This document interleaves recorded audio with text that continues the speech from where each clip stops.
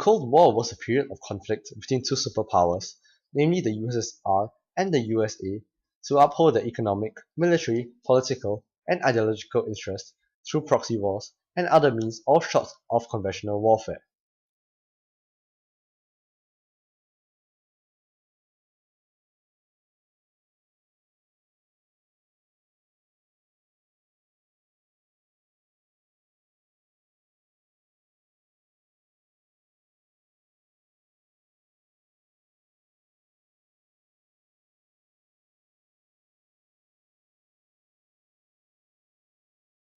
In 1947, Greece was in the middle of a civil war, while Turkey bordered the Soviet Union and had historically been a target for Soviet expansion. The British withdrawal from Turkey and Greece left a vacuum which the US filled by launching the policy of containment to prevent Russia from extending their sphere of influence, especially into the nearby Middle East that had vital oil resources. In order to unite public opinion behind the policy of containment and persuade a reluctant Congress to release the necessary funds, Truman exaggerated the threat posed by communism and dramatized the conflict between the US and the Soviet Union as an ideological struggle between two competing sets of ideas. Truman's tactic of alarming the Congress into voting for aid to Greece and Turkey worked. Congress granted him $400 million, of which $250 million went to Greece and $150 million to Turkey. At the same time, Western Europe was in economic recession. The US feared that those hungry and unemployed would turn to communism, leaving Russia in charge of Western Europe. The Marshall Plan, a massive program of economic assistance for these countries, was hence launched to improve the economic status of Western Europe. A large-scale transfusion of dollars to Western Europe was necessary to stimulate co-production, raise industrial output, and create employment. The best antidote to communism was prosperity. In addition, Marshall Aid would create a captive market for American goods in Western Europe and help American farmers and businessmen threatened by the falling domestic demands after the end of the war.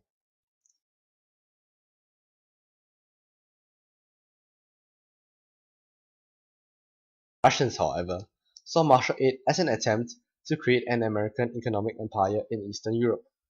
They launched the Molotov Plan, which was an attempt to bind the countries of Eastern Europe into a single economic area.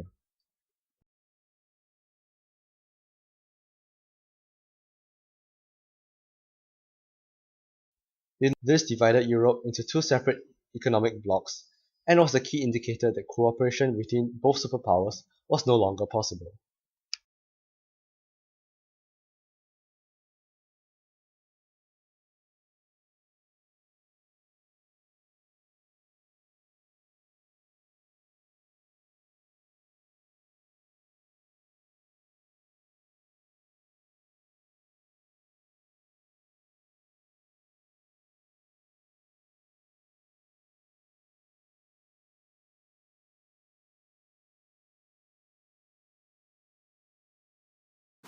This would mean that Russia had control over the coal mines and heavy industries of the Ruhr and bring Soviet domination of the Eurasian landmass one step closer. The day-to-day running of West Germany was increasingly shared between the occupying powers and the Germans themselves, with West Germany promised a state of their own. A long-term US policy of creating a democratic and economically healthy West Germany in order to fortify Western Europe's border with the Soviet sphere was thus adopted. This measure was carried out through the introduction of a new currency in the three Western zones in June 1948.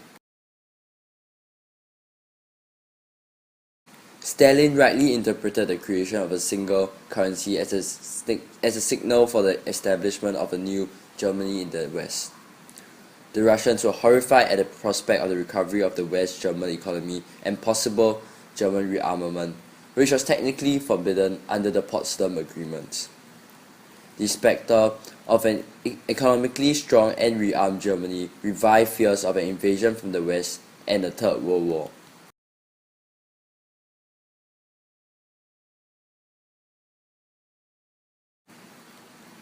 Stalin's response was to initiate a land blockade of Berlin.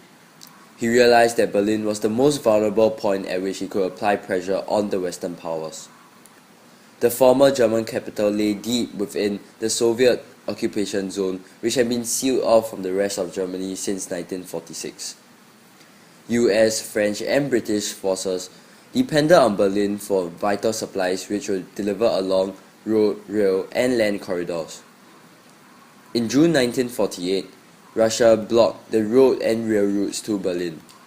The purpose of the blockade was to force the US, Britain and France to cancel their plans of a West German state.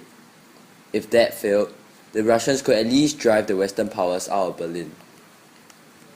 Truman was determined to stay in Berlin without going to war with the Russians. He adopted the tactic of supplying West Berlin from the air.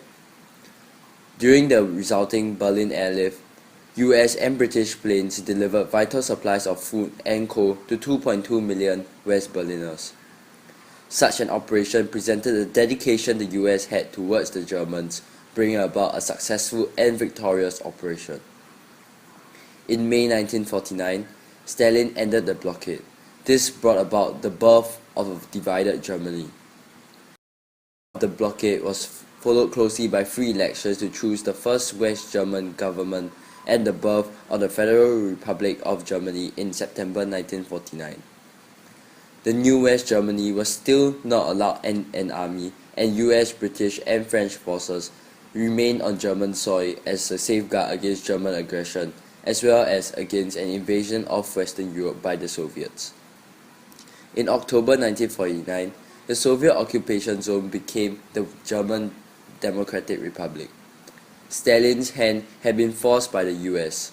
He had to give West Germans a state of their own in order to retain their support. However, the new East Germany was firmly within the Soviet sphere. It was a one-party state governed by the reconstituted German Communist Party, and large numbers of Russian troops were stationed there.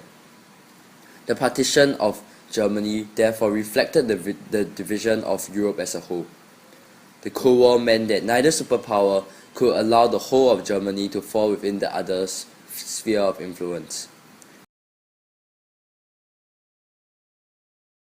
In April 1949, the evolving sphere of American influence in the Western Europe was further consolidated when the United States of America signed the treaty which essentially established the North Atlantic Treaty Organization, NATO.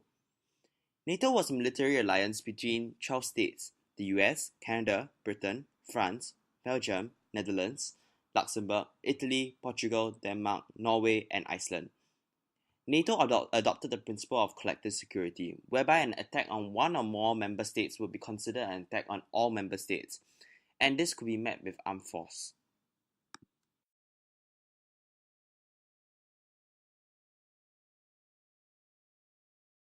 NATO was created with the purpose of keeping the Russians out, the Germans down, and the Americans in. Both Britain and France realized that in order for the defense of Western Europe to be viable, close American participation was needed. Both Britain and France wanted a permanent US military presence on the continent, which as a guarantee against Soviet attack. The French saw NATO as a shield against a resurgent West Germany, prioritizing less on the containment of the Soviet Union, which it saw as less of a threat, and rather more on the taming of Germany and ensuring that the horrors of World War II would not be repeated. NATO tied a relatively strong Britain more closely to a still recovering Western Europe. It calmed French security fears of attack from West Germany and also offered anxious Germans protection against the Soviet Union.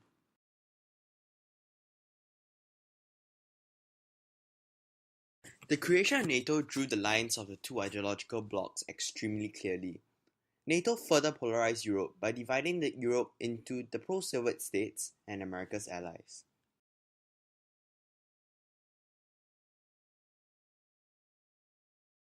The events of 1947 represented the first escalation of tensions between the USSR and the United States of America. 1947 was marked with aggressive policies implemented by both the USSR and the US. Such examples would be the Marshall Plans and the Molotov Plans, which was an effort by both sides to protect their respective economic interests. It was also in 1947 where the USSR interpreted US policy as aggressive. culminating in future aggressive Soviet actions. All of these events strained US relations and made compromise between the two superpowers impossible. Thus, it can be said that the Cold War started in 1947.